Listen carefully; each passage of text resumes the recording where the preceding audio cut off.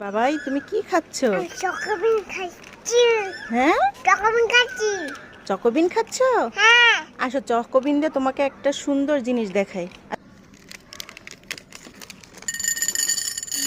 তোমাকে আমি চকোবিন দিয়ে কালারের নাম শিখাবো, বুঝছো?